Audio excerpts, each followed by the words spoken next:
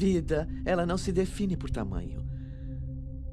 Ela não se define pelo lugar ou por necessidade de um ambiente especial. Ela não se define pelo nível de desenvolvimento, nem pela capacidade de se defender. Nós conhecemos seus sinais. Ela é fácil de se reconhecer. Até mesmo por seus sinais silenciosos e ondas invisíveis. Vida, nós a reconhecemos quando a vemos. Nós a reconhecemos melhor quando a vemos ser tirada.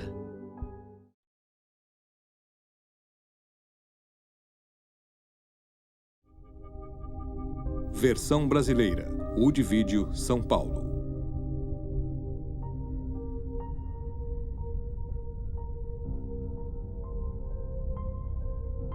Olá, eu sou Alvida King. Meu tio, o Dr. Martin Luther King Jr., disse uma vez: a injustiça em qualquer lugar é uma ameaça à justiça em todo lugar. Este filme aborda o ato do aborto e as suas consequências. Você vai ouvir testemunhos individuais da vida real e comentários de especialistas ao embarcar nesta jornada que aborda o que acontece na indústria do aborto e como vidas são impactadas. Poucos marcos culturais são tão visíveis ou têm um impacto de tão grande magnitude sobre a nossa sociedade. E ele surgiu mediante a manipulação dos mais sugestionáveis numa campanha de mentiras, burlando o poder legislativo. Esta campanha foi conduzida perante nossas instituições judiciárias não eleitas, que não respondem ao povo. A justiça tornou o aborto um direito da mulher, a autoridade de decidir sobre o próprio corpo e sobre a vida independente que se desenvolve dentro dela. Empregaram eufemismos para fazer a criança parecer menos que humana. Um massacre sancionado não sob a autoridade constitucional, mas nos recantos mais sombrios dos corações dos homens. Efetivamente, é o direito de assassinar. Para justificá-lo, a justiça ignorou fatos científicos incontestáveis. Estava tão claro em 73 quanto está hoje, como estava ainda em meados do século XIX, quando as legislaturas estaduais regulamentaram o aborto, alterando as leis em vigor, segundo as quais o aborto era ilegal, mas só após haver movimentos fetais. Esta mudança veio após a declaração da ciência, segundo a qual a vida humana se inicia na concepção.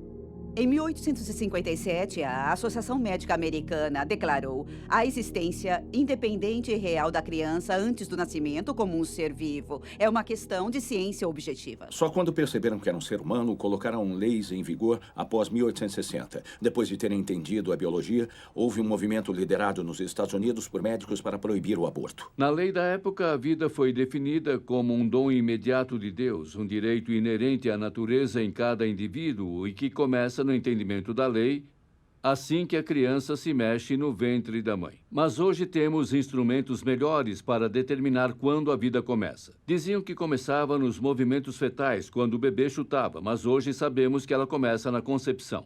O ministro Harry Blackman disse: mas ora, a religião, a ciência, a filosofia, todos discordam sobre o início da vida. Portanto, a justiça não irá se posicionar a respeito do assunto. No caso Roe contra Wade, foi dito que neste estágio do desenvolvimento do conhecimento não se sabe quando a vida humana se inicia.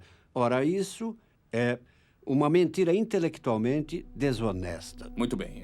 Este argumento de que não se sabe quando a vida começa é um argumento baseado em nenhum fato biológico. Um relatório do Senado afirma que médicos, biólogos e outros cientistas concordam que a concepção marca o início da vida de um ser humano, um ser que está vivo e um membro da espécie humana.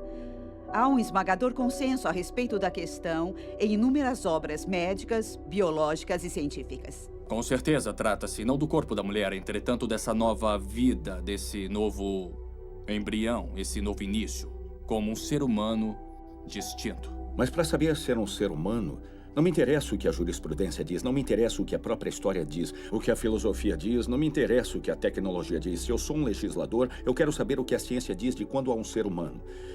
E mesmo nessa época, em 73, a ciência era clara. O ser humano existe no primeiro dia. A grande ignorância quanto à mera biologia geral.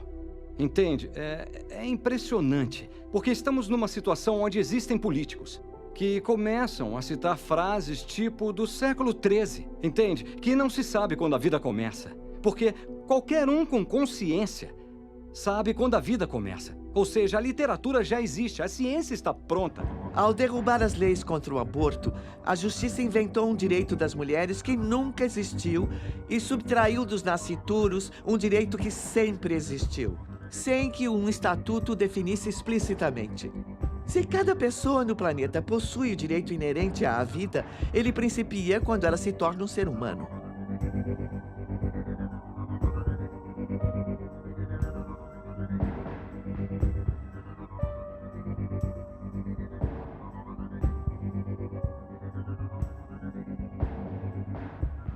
Os fatos científicos não devem ser postos em dúvida. É quase risível até onde algumas pessoas iriam para tentar questioná-los. O que eles iriam ver é que quando se compara o genoma do DNA da mãe com o dos embriões, mesmo numa fase muito inicial, observa-se que se trata de dois indivíduos independentes e distintos. Por distinto, entende-se que você era um ente diferente de sua mãe. Você não fazia parte dela, embora estivesse abrigado nela. E se você recorrer a todos os livros, vai concluir que todos dirão sim. Quando se tem 46 cromossomos, quando se tem o sexo identificado, quando se tem um embrião autodefinido e que se autodesenvolve, o qual tem todo o necessário para prosseguir se desenvolvendo até a morte. Este é o princípio da vida humana. Livros de embriologia de todo o mundo, eles confirmam unanimemente que desde os estágios iniciais do desenvolvimento, desde o início, você não fazia parte de outro ser humano. Você era um ser humano único, distinto e totalmente independente. A biologia é muito clara a respeito de quando a vida começa. É na concepção. O batimento cardíaco no ser humano em desenvolvimento geralmente se inicia em torno de 23 a 25 dias. Raramente após 3 semanas de gestação. Já conversei com centenas de aborteiros. E todos eles, sem exceção, disseram em dado momento: sou um assassino. Tony Lavantino disse: sou pistoleiro. Eu sou pago por quem quiser matar o próprio filho. Eu já estive numa clínica de aborto dizendo às mulheres que aquilo era só coágulo, mas entrava no banheiro para conferir se todas as partes de um feto de quase 6 semanas estavam lá. Eles não são nada estúpidos. Sabem quando a vida começa e sabem que com o aborto liquidam com uma vida em qualquer fase. A maioria das mulheres não aceitaria matar seu filho se lhes fosse dito: isto é um ser humano. Você tem o direito de matá-lo, mas ele é um ser humano cuja vida está sendo extinta. Muitas mulheres não fariam isso. Precisamos começar a usar palavras que sejam verdadeiras, em vez de usar eufemismo para encobrir as coisas. Produto da concepção. Bolsa de tecido. Irmão, você é uma bolsa de tecido. Eu mesmo sou uma bolsa de 113 quilos de tecido. Todo ser humano na face da Terra é uma bolsa de tecido. Mas isso levanta a questão. Vamos proteger essa bolsa de tecido ou vamos permitir que ela seja destruída indiscriminadamente? O governo deveria ser o protetor de nossa sociedade, guardião de nossos direitos inalienáveis. Entretanto, com toda a sua suposta sabedoria, tanto os tribunais quanto a maioria dos nossos representantes eleitos alegam não saber quando a vida começa. Por que eles ignoram algo que é tão óbvio para a ciência? Pode ser que admitir que a vida começa na concepção seria admitir a própria culpa ao sancionar o massacre de 50 milhões de vidas inocentes. Imagine um tribunal que vira as costas para a história, para a lei e a jurisprudência, que vira as costas para a Constituição dos Estados Unidos. Assim fez a nossa Suprema Corte Federal e seus juízes em sua decisão de sancionar o violento extermínio de inocentes em útero, violando o juramento de posse e virando as costas a milhões de crianças às quais a vida foi negada. Há mais de uma década, uma decisão da Suprema Corte literalmente apagou das constituições de 50 estados dispositivos que protegiam os direitos dos nascituros. O aborto voluntário já tira as vidas de quase 1,5 milhão de crianças não nascidas por ano. Legislação sobre a vida que ponha fim a esta tragédia um dia tramitará no Congresso. E eu e vocês jamais descansaremos até este dia.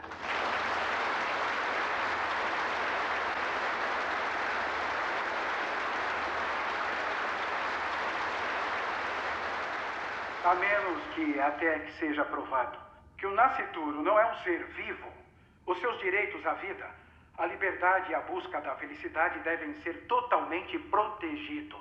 Os autores da Constituição disseram, de modo a assegurar as bênçãos da liberdade para nós mesmos e para a nossa descendência, nós promulgamos e estabelecemos esta Constituição para os Estados Unidos da América. O objetivo principal da Constituição era proteger as gerações ainda não nascidas e assegurar os benefícios da liberdade. Nenhum tribunal tem autoridade para contradizer a Constituição. E quando a contradição é evidente, ela não deve ser seguida. Em virtude da Constituição não mencionar o aborto em nenhum momento, eles tinham que encontrar algum lugar. E a Justiça disse, ele é encontrado nas penumbras, que quer dizer nas sombras da Constituição.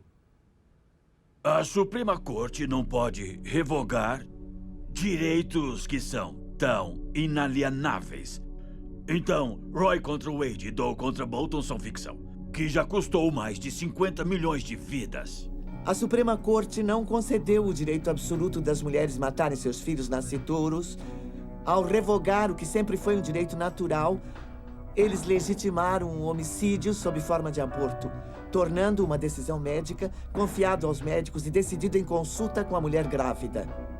O caso Roe baseou-se no fato de que esta deve ser uma decisão entre a mulher e o médico. Numa visita anterior, ele até que abordou de forma bem descontraída a possibilidade de interromper a gravidez, caso o bebê tivesse algum problema genético. Meu oncologista foi bem flexível quanto ao que eu deveria fazer. Era a única opção que eu tinha e era a única maneira que eu poderia sobreviver. Então, ele me incentivou a fazer o aborto para salvar a minha vida e também para me livrar de um filho que seria totalmente incompatível com a vida em tratamento.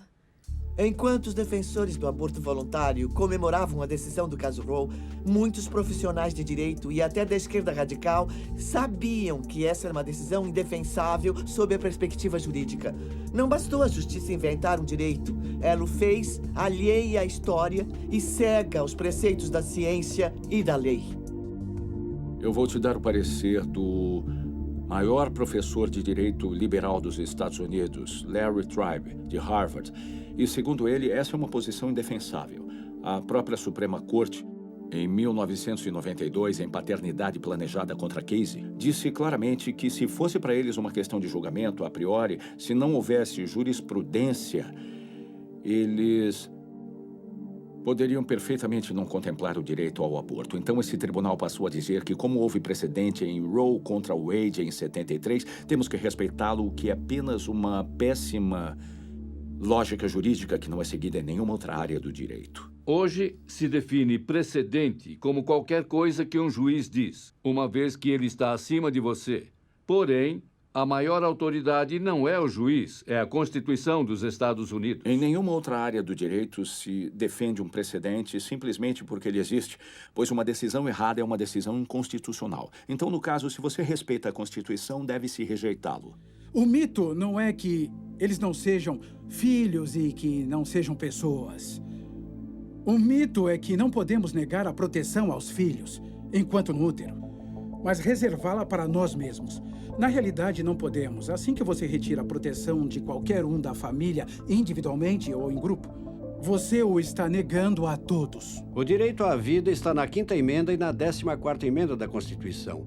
Nela não figura o direito ao aborto. E os juízes usurparam seu papel de protetores da Constituição quando criaram um direito que nunca deveria estar na Constituição. A lei rege até os tribunais. E se você falha em reconhecer esse princípio básico, os juízes são sujeitos à lei.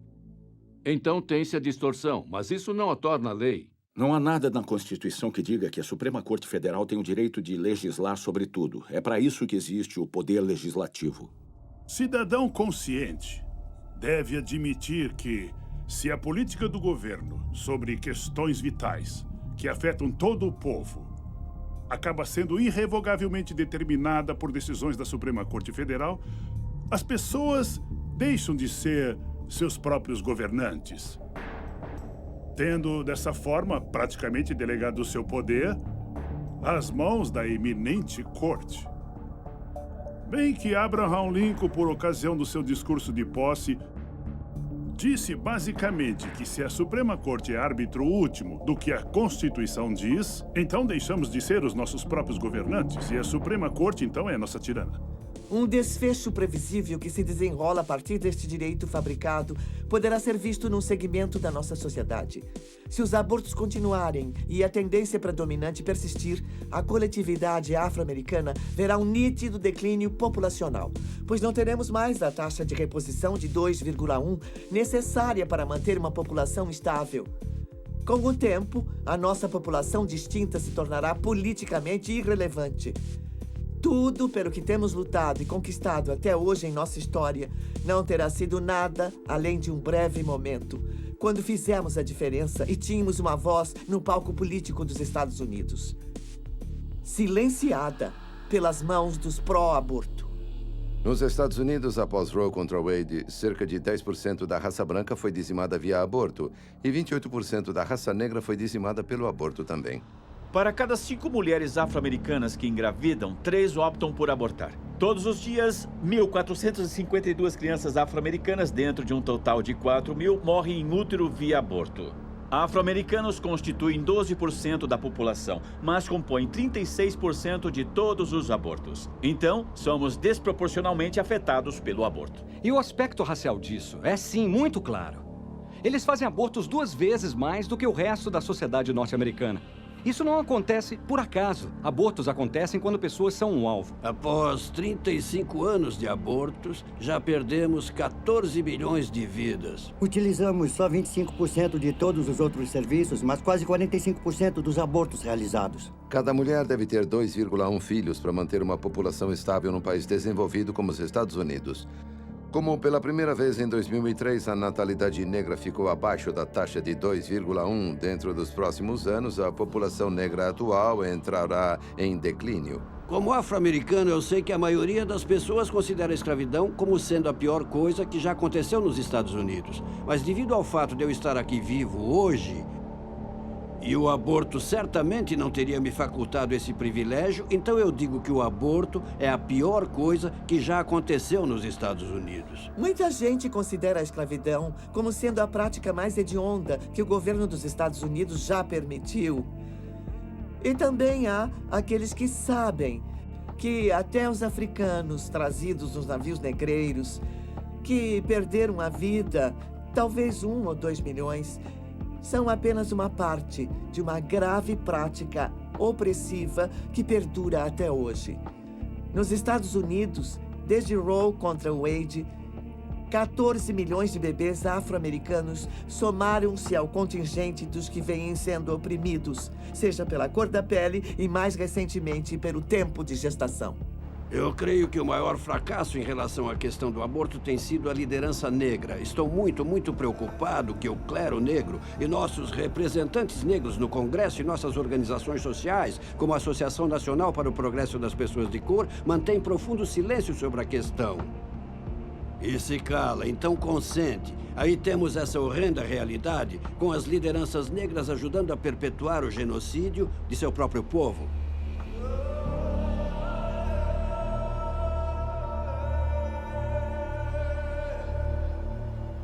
A paternidade planejada da Geórgia está estrategicamente localizada no coração da comunidade da Universidade Estadual da Geórgia. Ao seu redor, você vê os prédios das faculdades e jovens estudantes por toda parte na comunidade. As pessoas imaginam, por que será que os jovens e até as crianças estão se iniciando no sexo cada vez mais cedo?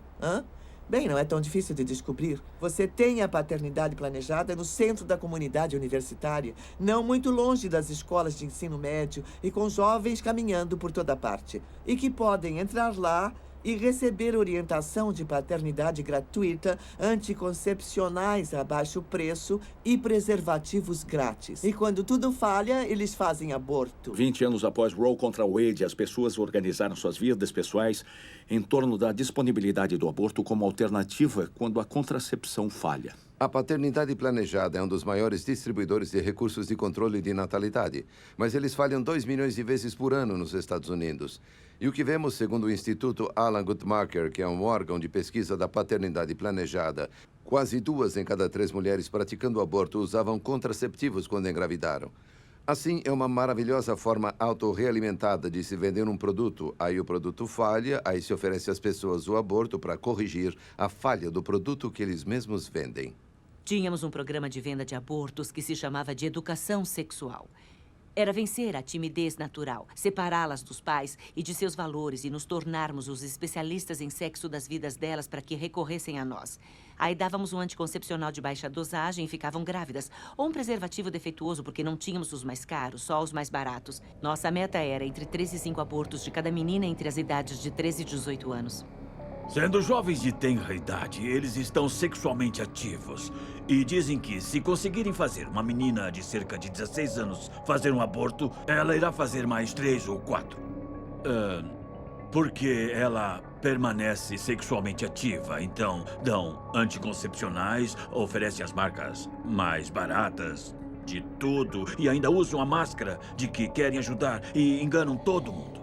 Oferecem um anticoncepcional de baixa dosagem que, para se exercer qualquer nível de atividade sexual, tem que ser tomado no mesmo horário todos os dias. A menina não respeita o horário e, ao perder o rigor, ela fica com o sistema desprotegido. A atividade sexual vai de 0 vezes por semana até entre 5 a 7 vezes por semana. Se ela não tomar a pílula corretamente, engravida. E para quem ela liga quando engravida? Liga para nós, os especialistas, e estamos a postos. Temos um roteiro planejado para superar cada uma das objeções. É assim em vendas. Superando a objeção, você vende o serviço, neste caso, o aborto. E quando ela liga, a primeira providência é tranquilizar. Então a menina confessa que acha que pode estar grávida e a aconselhadora, que é na verdade uma operadora de telemarketing treinada para fazer vendas por telefone, mas é chamada de aconselhadora, diz: nós podemos resolver seu problema, ninguém precisa saber. Aí a primeira pergunta é: qual foi o primeiro dia do seu último ciclo normal? E ela fornece a tal aconselhadora a data e ela diz: você está grávida de 8 semanas. Ela não diz que você pode estar grávida, ela não diz talvez, ela diz são 8 semanas. Aí ela planta a primeira semente neste longo canteiro de vendas e o mais triste é que na mente da garota ela é a autoridade. Ou seja, a especialista em gravidez e as perguntas são: isso é uma boa ou má notícia? Se fosse boa notícia, ela não estaria ligando para uma clínica de aborto. O amor é má notícia. E quando ela responde má notícia, a tal aconselhadora aproveita, porque agora tem que identificar o medo para usá-lo, para reforçar a decisão do aborto a todo momento, se ela for desistir. E se ela disser: olha, talvez eu precise pensar no assunto, seus pais vão te matar, você tem que fazer mais um aborto vendido. A paternidade planejada ajuda as pessoas sob a influência de Margaret Sanger, a fundadora, para esterilizar pessoas, para abortar bebês, para matar bebês e mutilar mulheres. A paternidade planejada realiza a maioria dos abortos nos Estados Unidos. Sob o nome de algo que parece tão útil: paternidade planejada. Margaret Sanger disse que queria livrar o mundo dos parasitas humanos e os nazistas disseram exatamente a mesma coisa. Vidas que não merecem viver. Ela é racista e eugenista. E a finalidade de sua organização, que era originalmente chamada Liga Americana de Controle de Natalidade, foi resumida num cabeçalho da revista Boletim do Controle da Natalidade como sendo criar uma raça de puros sangues. Outra frase era controle natal, um farol seguro em nossas trevas raciais. Um dos membros que integrou a cúpula, um de seus assessores de maior confiança, foi Lothrop Stoddard, que escreveu um livro em 1922 chamado A Emergente Onda de Cor contra a Hegemonia Branca Mundial, no qual ele disse que cruzamentos com o negro sempre foram fatais. Margaret Sanger, quando fundou a Liga Americana de Controle de Natalidade, mais tarde Paternidade Planejada, tinha uma agenda eugenista para, entre aspas, eliminar as raças inferiores. A paternidade planejada até hoje se recusa a admitir que Margaret Sanger é racista.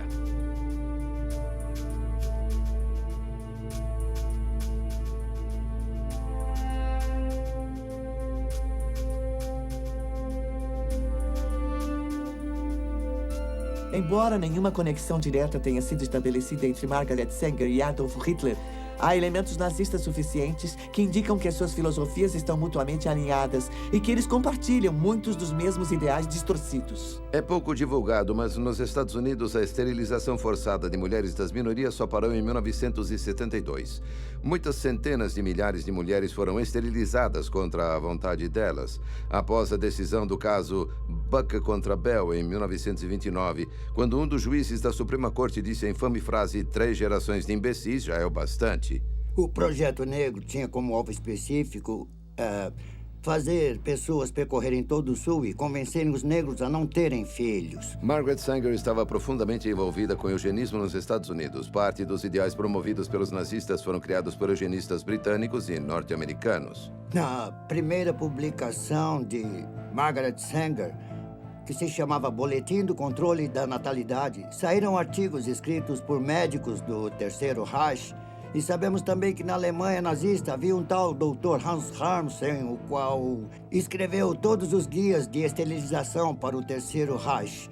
Em seguida, após a Segunda Guerra Mundial, ele fez parte do grupo que estabeleceu a filial alemã da Federação Internacional da Paternidade Planejada. Então, há uma série de relações entre as atrocidades que ocorriam na Alemanha nazista e a paternidade planejada. Embora as esterilizações forçadas de mulheres negras tivessem terminado em 72, o movimento eugenista prosseguiu com a derrubada das leis estaduais em 73, quando da instalação do caso Roe contra Wade. Enquanto o método havia mudado, os resultados ainda eram obtidos, só que agora os eugenistas seriam capazes de continuar a matar bebês e mutilar mulheres em escala industrial. Com o foco voltado para as coletividades minoritárias e estimulando o aborto em taxas bastante elevadas, estariam garantindo o declínio populacional daqueles que Margaret Sanger considerava os parasitas. Este grande holocausto na coletividade afro-americana se baseia no racismo via paternidade planejada. Muita gente conhece o caso de Roe contra Wade, que legitimou o aborto após o primeiro trimestre de gravidez. Foi o caso de Doe contra Bolton, centrado em Sandra Cano, que legitimou o aborto durante os 3 trimestres. Esta decisão legitimou matar um ser humano perfeitamente viável até o dia do seu nascimento. Agora, o aborto é possível em todos os 9 meses de gravidez, não por causa de Roe contra Wade, mas por causa de Doe contra Bolton, segundo eles, pela saúde da mãe. O aborto pode ser realizado em qualquer dos 9 meses de gravidez, mas o problema é que saúde foi estendida à saúde mental. E diríamos a esta jovem mulher temerosa, você terá problemas com a gravidez, você devia interrompê-la, não devia? Ela diria sim e constaria saúde emocional. Mais de 60% das pessoas não acreditam que abortos são feitos após 20 semanas de gravidez. Infelizmente, o aborto foi descriminalizado em toda a sua extensão, até o instante do nascimento.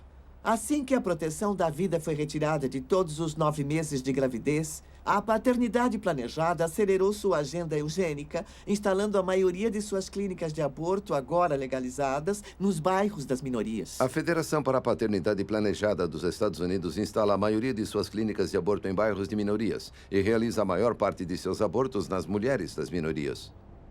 Sabendo que não obteriam a aprovação do povo, nem das legislaturas da maioria dos estados, nem do Congresso, os que defendiam a legalização do aborto se armaram de mentiras e estatísticas falsas e, burlando os escalões legislativos, levaram as suas provas forjadas aos tribunais.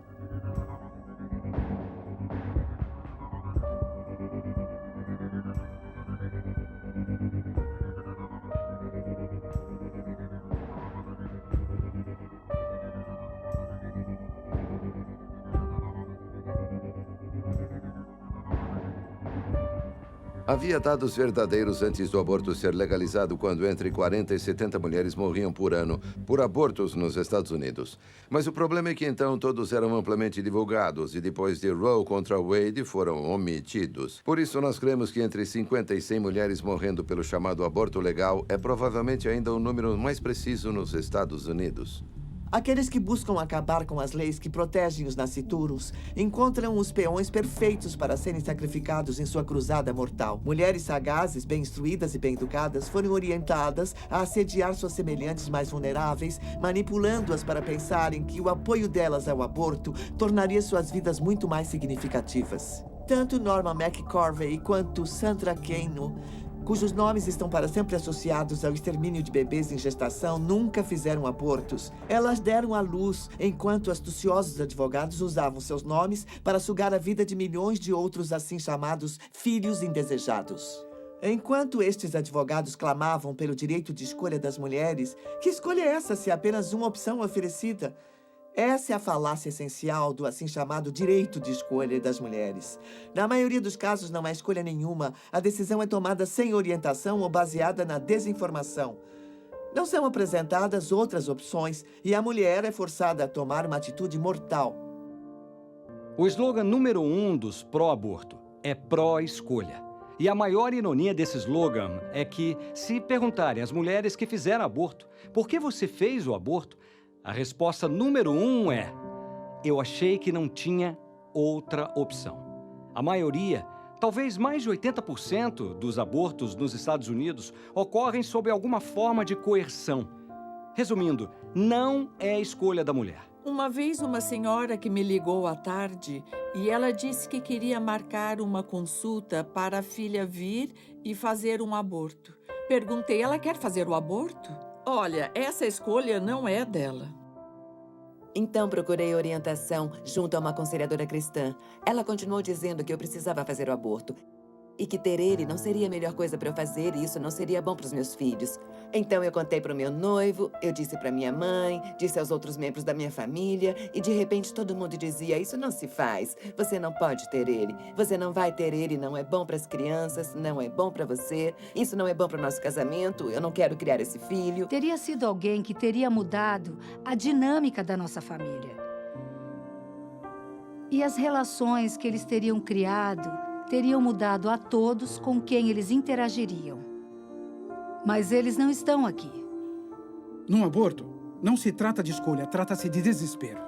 Não se trata de pessoas que fazem abortos porque têm liberdade de escolha. São pessoas fazendo abortos porque percebem que não têm liberdade nem escolha. Ele forçava o aborto e isso ia me deixando revoltada a um tal ponto que isso me deixava mal. Eu só achava que ele não gostava de mim, que ele só ficava pensando em como resolver o assunto. E essas foram exatamente as palavras que ele usou. Temos que dar um jeito nisso. Mas eu tinha medo, estava em crise. Nesse ponto eu percebi que não tinha escolha. As mulheres são as vítimas e, em muitos dos casos, as mulheres são coagidas. E em meio à crise, lamentam que tiveram que tomar a decisão. As mulheres se sentem ameaçadas que, se não fizerem aborto, elas vão acabar sendo punidas por isso. Há histórias de namorados que dizem: eu te dou dinheiro e nossa relação continua se você fizer o aborto. Se você optar por ter o bebê, aquela é a porta. Eu estava namorando um rapaz e fiquei grávida. E as primeiras palavras dele foram: você não vai ter ele, vai? Eu me lembro desse peso no meu coração. Aí eu pensei, bom, eu acho que não. E eu estava sob muita pressão. Simplesmente eu acho que a minha opção não foi por escolha. Eu acho que foi... Como eu disse antes, acho que pareceu mais um ultimato. Todos ficavam gritando comigo. Parecia que só viviam gritando comigo e continuavam insistindo. Você tem que matá-lo, você tem que abortá-lo, você não pode criar ele, você tem que procurar a clínica. E é bom você tomar providências. Cada semana que passar, isso vai piorar. Vai. E eu acabei não aguentando tanta pressão deles. E como supostamente eu ia arruinar a vida de todo mundo, eles eram implacáveis. Eu não conseguia ficar um só dia sem ouvir eles. Estivessem eles falando mesmo comigo, ou eu apenas lembrando de algo que me disseram há poucas horas. Enfim, eles me bombardearam por isso. Então eu acho que tenho que carregar esse fardo para todo mundo poder ficar satisfeito. Muitas vezes, sob coerção, a mulher decide fazer o aborto convicta de que está em maus lençóis e que o procedimento irá aliviar a situação. Infelizmente, os problemas estão apenas começando. As consequências físicas e emocionais desta decisão são sempre devastadoras, perdurando por bem mais do que os 9 meses que ela teria gestado um bebê ou por mais que o tempo que levaria para que o bebê chegasse à idade adulta. Nós lembramos de como nossas amigas eram, antes e depois. Pelo fato de o aborto afetar a essência de quem somos como mulheres e pelo fato de estarmos envolvidas em gerar uma vida que uma experiência como o aborto realmente deixa marcas. Há algo que acontece na mente de uma mulher quando ultrapassa o que eu chamo de linha tênue. Elas não dizem nada após 20, 30, 40, 55 anos. Às vezes, nem no leito de morte. Ninguém sabe por que elas, tão traumatizadas, ainda mantêm esse silêncio. Isso também pode ter efeitos psicológicos a curto e longo prazo para a mulher. A Suprema Corte disse que no caso Gonzalez contra Carhart, que isso não é ciência espacial. É corriqueiro notar que algumas mulheres sofrem consequências negativas do aborto. Ela disse, bom, eu tenho certeza que você tem transtorno do estresse pós-traumático do aborto que você fez aos 14 anos. Eu disse, não tem nada disso. Eu sempre achei que eu tinha depressão crônica, ou que era bipolar, ou tantas outras coisas que os médicos diagnosticaram, mas foi com certeza o meu aborto que causou sérios traumas emocionais por tanto tempo. Temos mais e mais homens e mulheres que fizeram aborto se declarando a respeito e tanto testificando a dor e o desespero que o aborto causou, quanto atestando o fato de que o aborto não resolveu seus problemas, só criou mais problemas. Em seguida, eles estão, pelo próprio testemunho, tornando impossível. Mas, por outro lado, dizer, ouça as vozes das mulheres, isso é uma coisa positiva para as mulheres, o que é lógico. Dizem isso há décadas e agora estão dizendo que o aborto é ruim. E então, mais tarde, as mulheres vão lamentar profundamente e sofrer anos com pesadelos e ansiedade e indescritível dor e angústia. Por que tantas mulheres, incluindo a mim mesma, têm sonhos com seus filhos? Em especial na minha situação, porque eu não pensei nele como um filho, mas eu tive pesadelos e sonhos com crianças.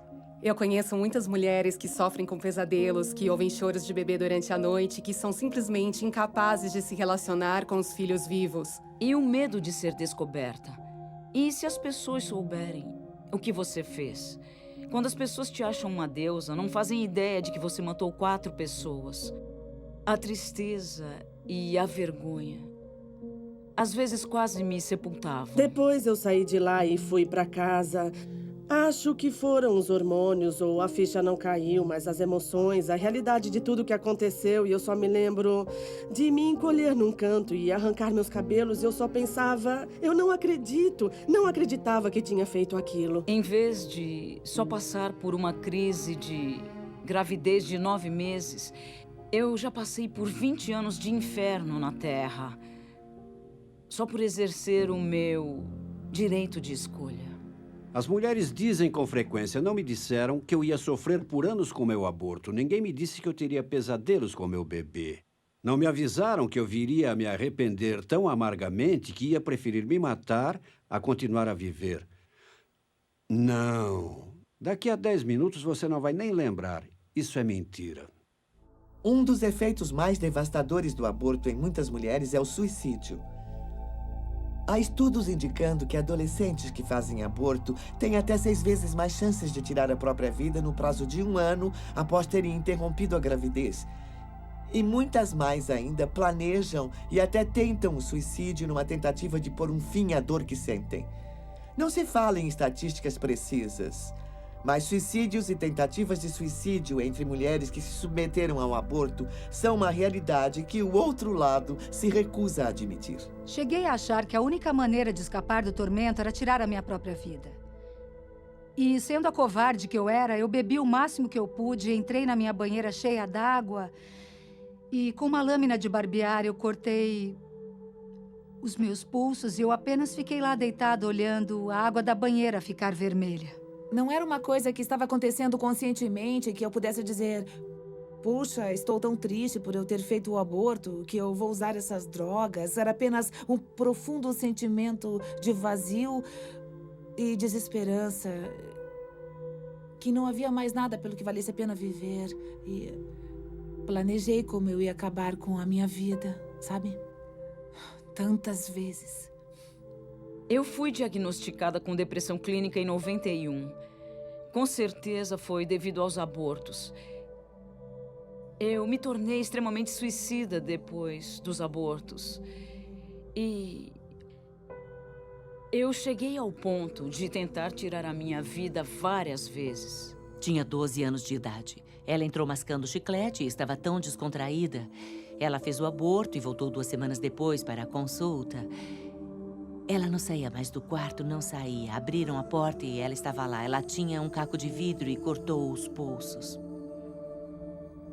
12 anos de idade.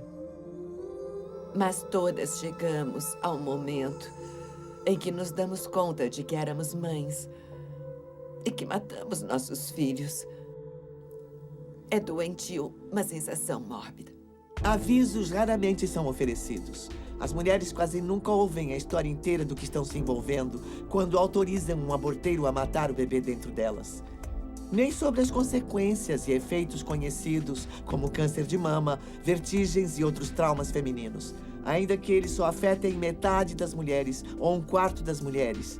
Não seria melhor deixá-las saber o que elas podem sofrer por sua escolha? Não seria também sensato que elas soubessem de todos os riscos envolvidos? O governo exige advertências quanto a todo o perigo potencial. Cada maço de cigarros, cada garrafa de bebida alcoólica, cada embalagem de medicação traz um aviso de possíveis riscos à saúde. Por que não um aviso sobre algo tão traumatizante, tão potencialmente nocivo como um aborto? Há numerosas provas quanto às consequências físicas e psicológicas e houve uma grande pesquisa na Nova Zelândia há cerca de 2 anos que mostrou as consequências a longo prazo. Muitas mulheres tornam-se inférteis. Elas sofrem outros problemas do aparelho reprodutivo e acabam tendo de fazer esterectomia total. Serão incapazes de conceber ou de ter outros filhos. Numa das mulheres, a potência da máquina de sucção que faz o aborto foi tão forte que provocou o prolapso das trompas de Falópio e ela nunca mais pôde ter filhos. O aborto é uma cirurgia e implica em riscos importantes. Ao contrário de cirurgias que salvam vidas ou aliviam o sofrimento, o aborto é uma cirurgia eletiva de conveniência que raramente é realizada para salvar a vida da mãe. Eu não fiquei lá durante todo o aborto, mas alguém ficou lá com ele. Eu só fui lá no final e eu nunca tinha visto tanto sangue. Assim, entende? Sangue por toda a parte. E nós a colocamos na sala de recuperação e ela ensopou a cama e trocamos a cama algumas vezes. E a pressão arterial dela era irregular. E o médico foi embora. Eu fiquei preocupada com ela e tentei ligar para o médico. E o namorado dela ficava querendo ir para casa e a pressão arterial estabilizou um pouco, mas eu não acreditava que ela... Foi uma sensação que eu tive de que ela não estava bem. Às 22 horas, o namorado disse que se qualquer coisa acontecesse, que ligasse para ele na hora. E às 4h30, ele ligou para o médico. Ele ignorou. Ele a pegou, a colocou numa banheira com água quente e a última gota de sangue do seu corpo saiu. E ele me ligou por volta das 6 e disse que ela estava morta. E ele imediatamente começou a me contar como iria encobrir. E, de alguma forma, deu tudo certo. A autópsia não revelou nada, não houve processo, nada aconteceu, os jornais não ligaram, ninguém apareceu. Nós matamos aquela mulher e fizemos abortos no dia seguinte. E muitas vezes vemos mulheres jovens que morreram por aborto e na certidão de óbito se lê alguma coisa como gangrena espontânea do ovário, complicações terapêuticas ou coisas do gênero. As famílias ficam tão abaladas com o que acontece e envergonhadas com a filha que fez o aborto e morreu em virtude dele que não se manifestam. Veja que o aborto torna o médico quase imune a processos, pois a mulher fica tão constrangida por fazer um aborto que mesmo se for por imperícia dele, ela tiver que fazer esterectomia, ninguém conta nada sobre isso a ninguém. Nunca. Porque não querem que ninguém saiba. Tivemos uma garota de 22 anos, uma modelo, que entrou dançando, pulou em cima da mesa, disse ao médico rindo que ela não usava calcinha, com 22 semanas de gestação. Colocamos ela na mesa e há um procedimento chamado manobra de Hansen, que o médico pode fazer sozinho ou alguém pode fazê-lo, mas eu fiz com bebês grandes, 2 abortos de bebê grande. Eu segurei os bebês e se diz, a cabeça está aqui, os pés aqui, as nádegas aqui, e você gentilmente empurra o bebê para baixo contra o aparelho. E a primeira vez que o médico introduziu, tirou o aumento, que é o forro dos intestinos. Ele literalmente perfurou o útero dela e estava puxando as tripas para fora pelo útero da primeira vez que ele introduziu a aparelhagem. E a segunda vez que ele introduziu, ele puxou os intestinos e aí empurrou tudo de volta. Com o bebê vivo, acordamos a mulher, colocamos ela no carro porque é péssima. péssima publicidade. Imagine ter uma ambulância na frente de uma clínica de aborto. Isso não se quer. Então, colocamos ela no meu carro e não a levamos ao hospital mais próximo. Nós não a levamos ao hospital que seria melhor para cuidar dela. Nós atravessamos a cidade até um hospital que nos ajudaria a encobrir o que foi feito. O cirurgião levou essa menina com um bebê completamente formado dentro dela, com os intestinos dela saindo pela vagina, até a sala de cirurgia lá em cima. 7 médicos operaram esse bebê dentro da garota.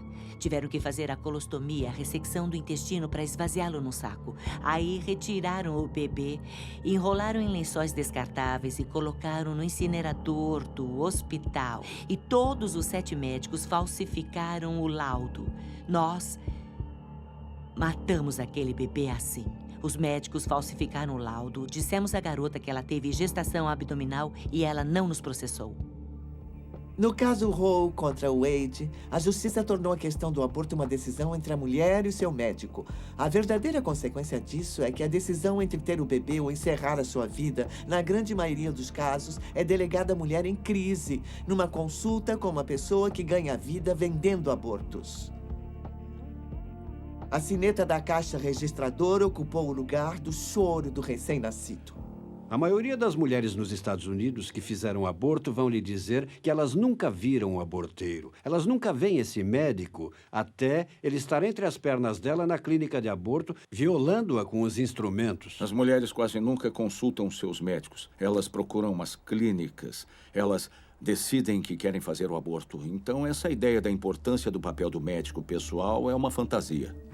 Com o sucesso de Roe contra Wade na justiça, a organização eugênico-racista de Margaret Sanger tornou-se parte da cultura dos Estados Unidos. Uma nova indústria multibilionária foi iniciada, encabeçada pela paternidade planejada. Uma indústria que mantém a sua influência e poder através dos mesmos argumentos e mentiras originalmente usadas para descriminalizar o aborto em 73. Há 2 grandes mentiras sobre o aborto. A primeira não é um bebê. E a segunda é bom para as mulheres. Devemos também considerar outro interesse da paternidade planejada na indústria do aborto. O desejo de ganhar dinheiro para promover a causa. Dinheiro que é ganho vendendo educação sexual, vendendo contraceptivos que sabem que vão falhar milhões de vezes por ano, e depois vendendo abortos como meio de reparar as falhas, e às vezes até vendendo parte dos corpos dos bebês mortos pelos abortos. É fácil perceber que a indústria do aborto é um ciclo vicioso infinito de lucratividade. E é justamente quando as mulheres planejam a maternidade que a indústria do aborto perde. Eu não acredito que alguém imaginasse que veríamos uma indústria que se tornaria tão grande, uma indústria de dinheiro que é amplamente desregulamentada para realizar abortos. A paternidade planejada foi autorizada a entrar e dar palestras. Outras organizações dão palestras. Professores liberais dão explicações durante aulas de educação sexual. Ninguém fala em bebê.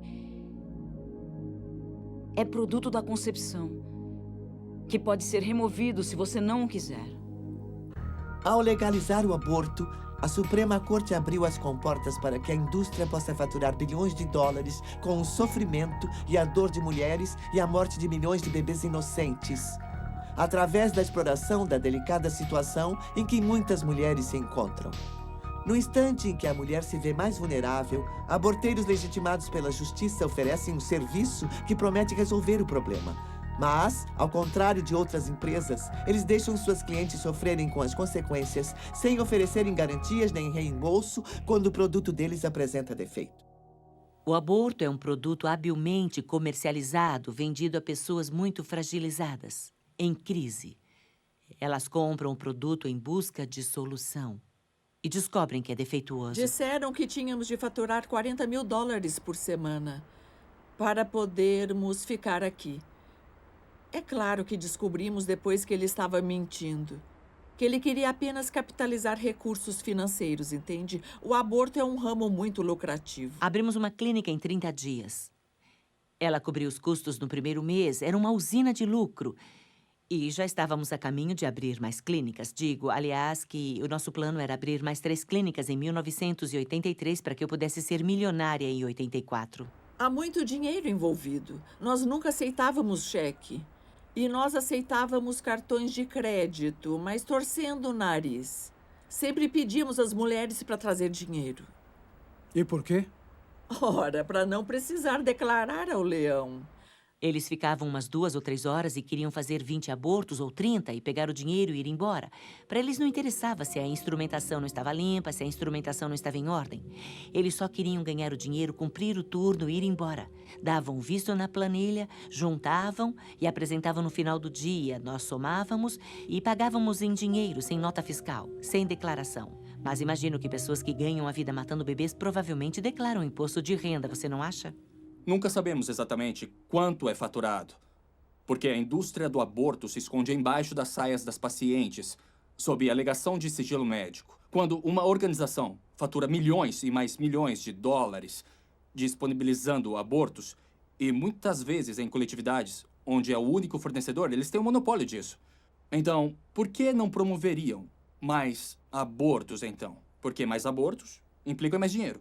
Mais dinheiro quer dizer que eles podem ir ao caixa do governo, no caso da paternidade planejada, e dizer, vejam como estamos indo bem. E assim eles podem pedir mais dinheiro do governo. A paternidade planejada agora está em expansão. Estão construindo gigantescas clínicas de aborto, se antecipando à medicina socializada, porque esperam que se um democrata se tornar presidente dos Estados Unidos, a medicina socializada será introduzida.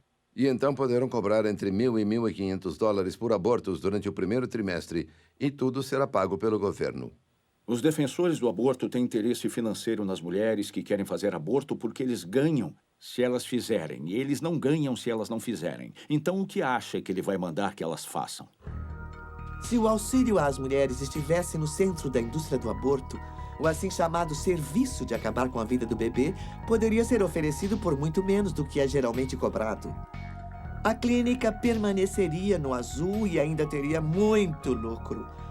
Mas não é esse o caso. Os pró-aborto e as clínicas de abortos prosperam, aproveitando-se das mulheres em crise. Rapidamente deixou de ser questão de oferecer abortos às mulheres, era questão de lucro. Eu vi o potencial de faturar muito dinheiro. Eu atendi o telefone em casa à noite para não perder um aborto. Mas ela podia ver o teste de gravidez dela dar positivo ou negativo, e eu mostrava um quadro na parede e dizia, este é positivo e este é negativo. E se era positivo, havia funcionários treinados para abordá-la e segurá-la bem forte pelo braço e dizer, ela está confusa, ela está sofrendo, ela acabou de saber que está grávida e está deprimida. Aí, novamente, você puxa ela pelo braço para chamar a atenção dela e diz, se você tiver dinheiro, podemos dar um jeito nisso agora mesmo. Fizeram um teste de gravidez, disseram que deu positivo e me perguntaram se eu tinha dinheiro. Me disseram que se eu não tivesse naquele dia, que eu teria que voltar e sairia mais caro, porque eu estava exatamente no ponto das 13 semanas. Se ela fosse para casa e conversasse a respeito, sua estrutura de apoio familiar a ajudaria e diria que o aborto não era a resposta, mas se ela agisse de acordo, estaria sob controle. Mas uma certa porcentagem desses testes de gravidez dá negativo. Não dão todos positivo. E não esqueça que custa a mesma coisa fazer um teste dar negativo quanto positivo. Se o teste desse negativo, era uma técnica de vendas diferente. Dizíamos, esse teste deu negativo. Mas sabia que esse teste não é sensível para detectar uma gravidez recente? Você pode estar grávida e o teste daria negativo. E você quer saber hoje, não quer? E ela diria que sim. E nós dizíamos, temos outro teste que você pode fazer. Vamos fazer ultrassom. E colocávamos ela na mesa. Poderia colocar qualquer pessoa na mesa. E eu encontraria uma gravidez, porque você só precisa encontrar uma bolsa. Todo mundo tem bolsas no abdômen. E a menina não sabe como é um útero em gestação. Aí é só encontrar uma pequena bolsa no abdômen. Você joga na tela e fala, vê ali, você está grávida. Ela ficava chocada. Alguém pegava ela pelo braço e dizia, se você tiver dinheiro, podemos dar um jeito nisso esta noite. Soubemos de uma menina de 16 anos que achou que estava grávida. Fizeram o aborto dela. Ninguém viu o que tiraram dela. Não havia bebê nenhum. E ela cometeu suicídio. E aí, na investigação, eles fizeram a perícia e não havia indícios de que estivesse realmente grávida. Existem estudos que mostram que o aborto é ruim para a saúde da mulher. Saúde emocional e física, mas esses estudos vêm sendo abafados. Eles vêm sendo questionados, são contestados, porque existe um grande volume de dinheiro faturado pela indústria do aborto. E o dinheiro que os políticos recebem da NARAL, das organizações pró-aborto, da paternidade planejada, Mary Stoppes International, Ou seja, esse é o dinheiro que está financiando campanhas e está apoiando candidatos. Ninguém vai contra esse dinheiro, nem se manifesta contra ele. O aborto tem profundas consequências, as quais aqueles que lucram com ele não querem que as mulheres saibam. Numa época em que se espera que o nosso governo garanta a nossa segurança, por que esse mesmo governo é tão lento para regular um setor que tem afetado um número incontável de pacientes? Isso não afeta apenas a mulher, isso não afeta apenas o pai. Isso afeta a família inteira e desintegra famílias. Como filha única, ela sempre quis ter uma irmã. E quando ela fez 8 anos, percebeu que eu deveria ter tido um filho antes. Havia alguém faltando na vida dela. Aí ela falava, peraí, cadê o bebê? E eu tive que explicar para uma filha de 8 anos de idade o que era um aborto. Está bem, vamos ver se eu entendi isso direito. Ela estava em pé, bem na minha frente, e ela disse, você tinha 16 anos, estava grávida e matou o seu bebê? Eu tive que encarar essa menininha e dizer sim. E aquela expressão de horror tomou o rosto dela. E ela não falou mais nada, apenas se afastou. E eu pedi aos da minha família para irem comigo, mas eles não quiseram ir. Não queriam ir. Queriam que eu fizesse, mas eles não quiseram ir. Nem o meu noivo não quis ir. Finalmente encontrei alguém que queria ir. Nenhum dos que me mandavam fazer. Nenhum deles quis ir comigo. Alguns homens não tiveram escolha. A mulher optou pelo aborto e eles simplesmente não tiveram controle disso. Na verdade, o aborto rouba o destino. Não só das mulheres, mas dos homens que estão envolvidos. Dos homens que perderam filhos, das famílias deles. Ele destrói relacionamentos. Um homem veio até nossa mesa. Eu estava no stand e fui explicar para ele o nosso trabalho. E ele olhou para mim e as lágrimas começaram a correr pelo rosto dele. E ele soluçava igual um bebê e disse, já faz 35 anos e ainda dói tanto que parece ainda hoje, sabe? Não podemos mais nos calar. Milhões de vidas de mulheres foram devastadas e os pais são negligenciados, são simplesmente esquecidos. Estou dizendo, a quantidade de pessoas que foram afetadas pelo aborto é incomensurável. Com o caso Roe contra Wade, a Suprema Corte tirou dos estados o direito de regulamentar o aborto dentro de suas jurisdições. Pensava-se que os estados regulamentariam as clínicas que realizam o procedimento. A verdade é que, por anos, eles foram deixados à vontade.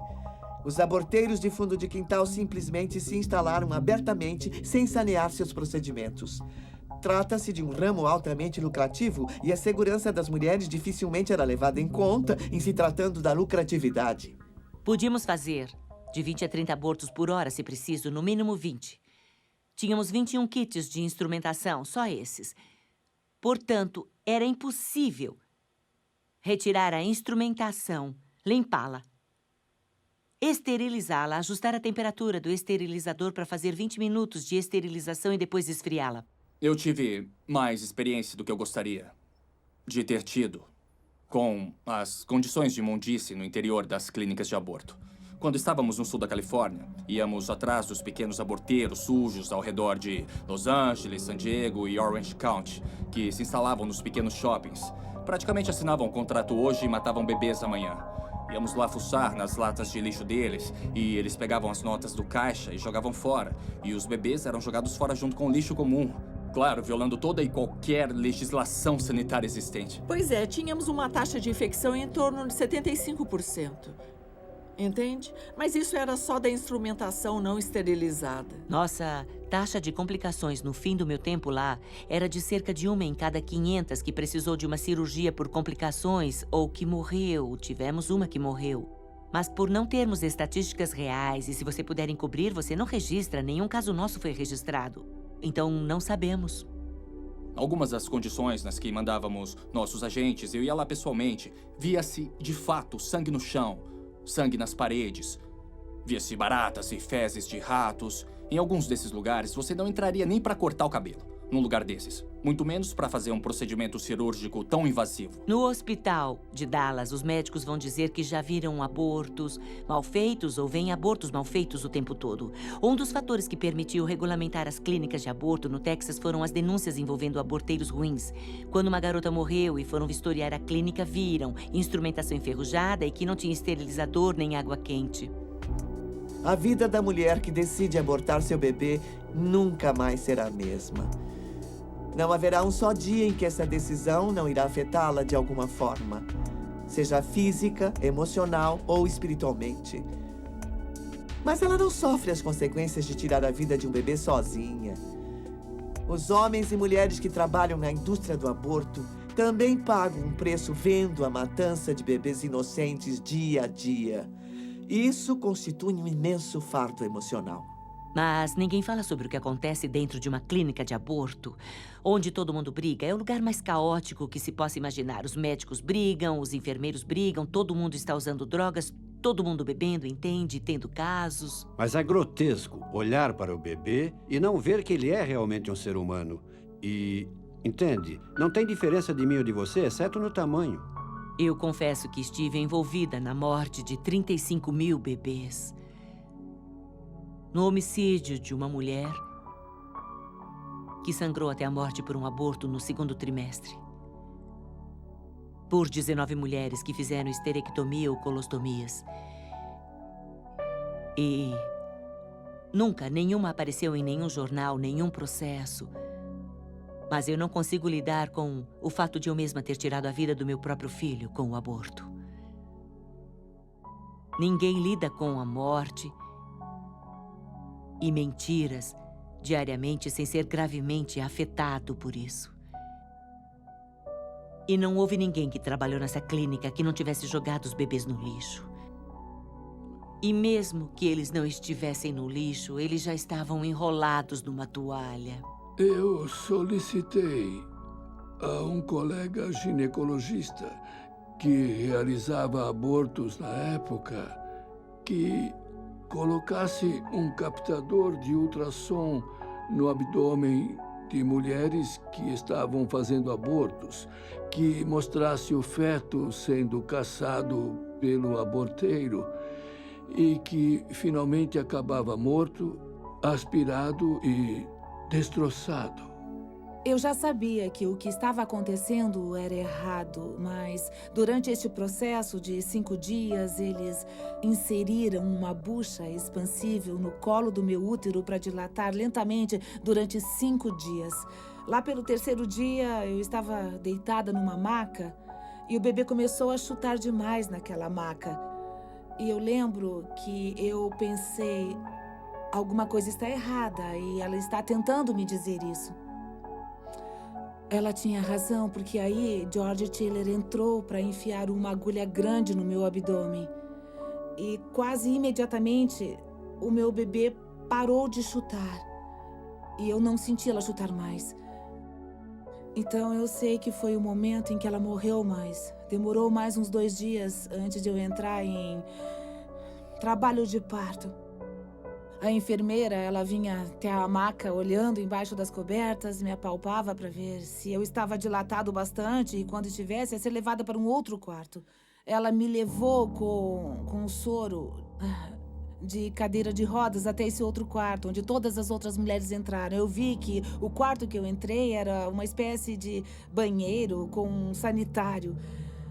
E a enfermeira mandou eu me apoiar nela para poder jogar o meu bebê no sanitário. Ele já estava morto a essa hora, mas como é vergonhoso e nojento isso que fazemos com essas crianças. Então, bom, isso me dói muito. Eu tenho um bebê no céu, em quem eu pensei tão pouco que eu joguei num sanitário. O resultado foi o filme de um feto sendo atacado pelo aborteiro por baixo, enquanto filmávamos de cima. Em outras palavras, pela parte superior do útero. E as imagens desse filme eram pavorosas hediondas mesmo.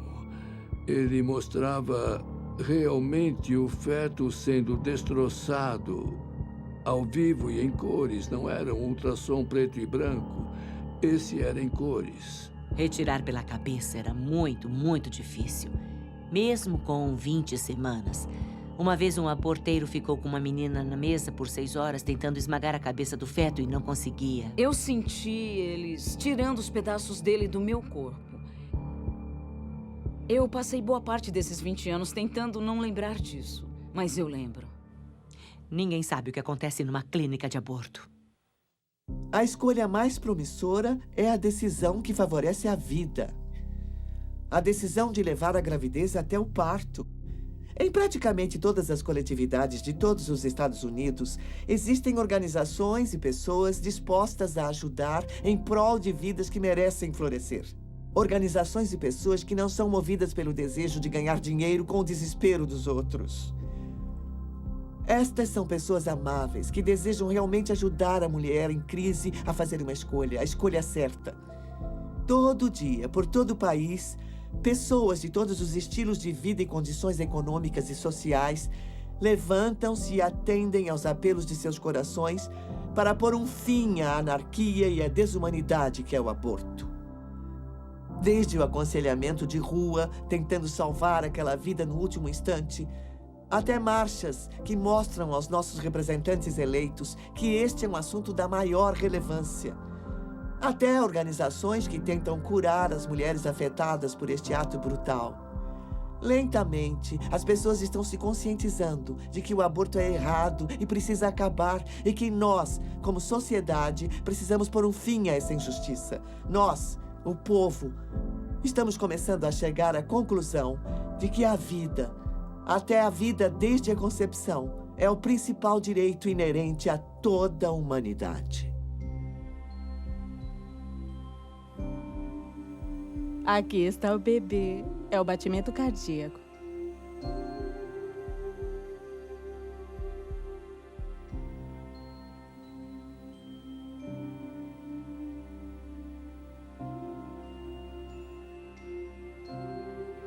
Parece até de uma pessoa adulta.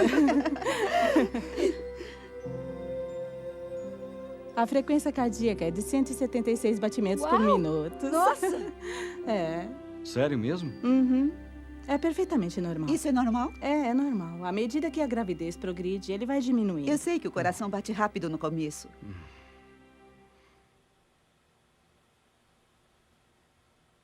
E todo dia eu penso como poderia ter sido. Como teria sido se eu tivesse tido meu bebê? Eles só não sabem que há recursos e estão em completo desespero.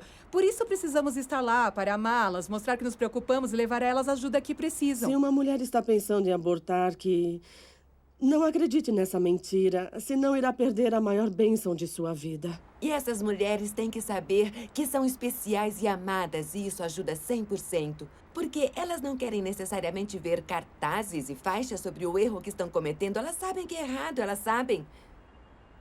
Elas querem ouvir que são amadas e que há esperança. Todas que já tinham feito o aborto estavam me avisando para não fazer o aborto. Basicamente, pediram para eu aprender com o erro delas. Aprender com elas e não aprender errando, sabe?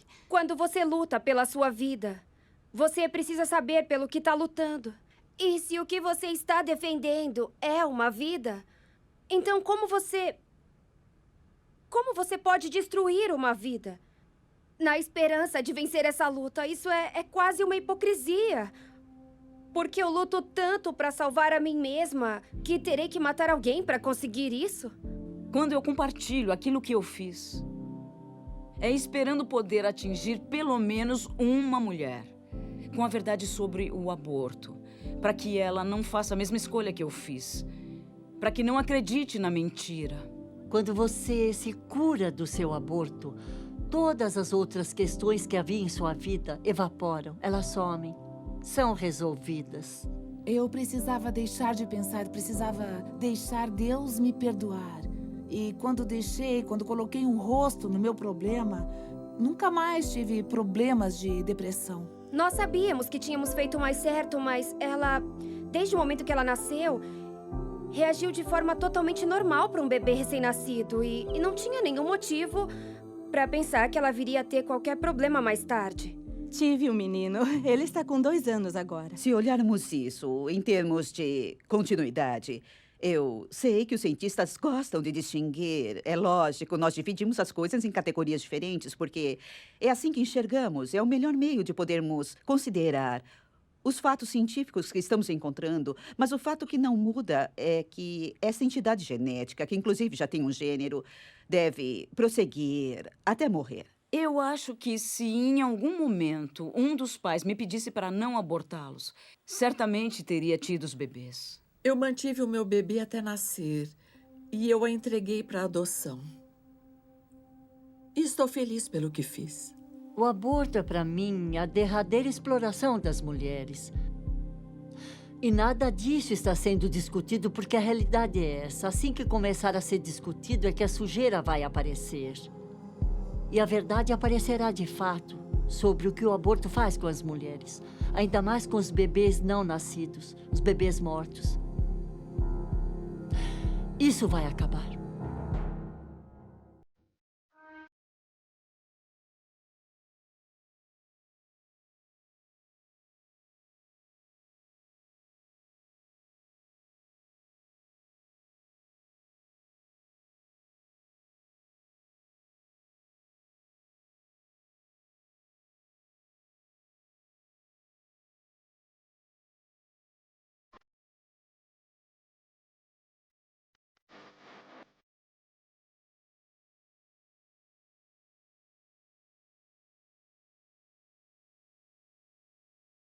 Now we stand, backs against the wall. Victory, this is no at all. I'll be your wings that soar so high, this side of paradise. I'll be still until you're strong. Here I am, I'm your fire red soul. Here I am, I'm your guide when you lost your route. I'm your armor in the fields of love.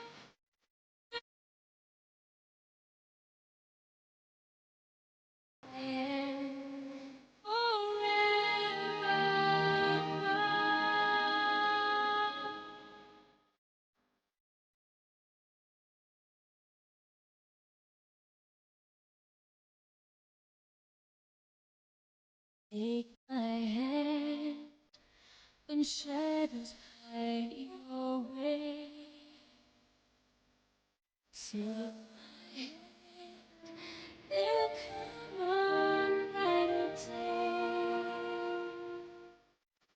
Oh, the love.